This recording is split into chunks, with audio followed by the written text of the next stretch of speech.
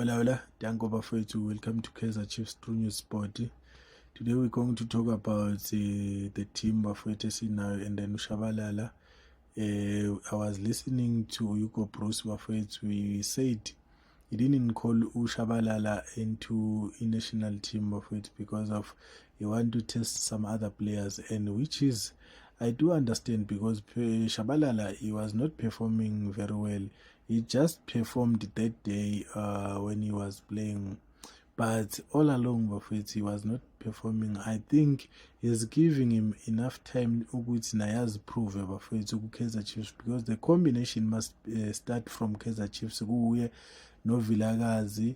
uVilakazi naye sambona ukuthi uba khona efomini Bafetu, and which is something good for Kaizer Chiefs.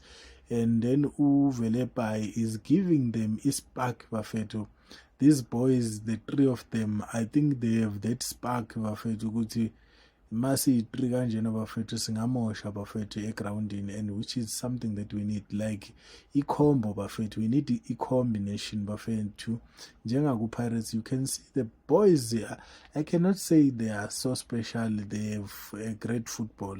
We also have great football, but it's a lack of a-combination and a-trust. Ukuthi manje ngamphasa uVilakazi, you can pass it back or you can pass someone to score.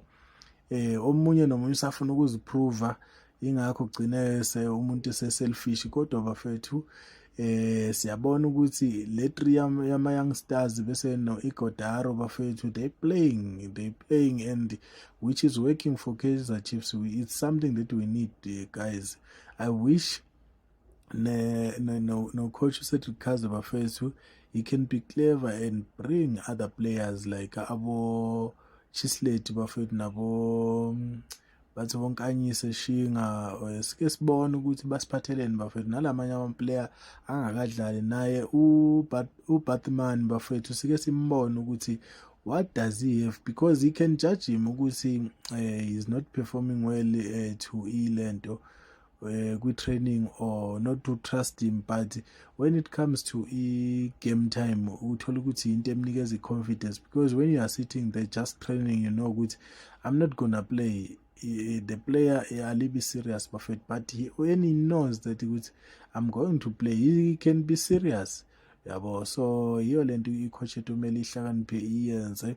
I hope kule break lena Bafethu singayenza kangcono sikhona ukwenza ama-combination, no matter if we can do ama-free games Bafethu friendly sidlale.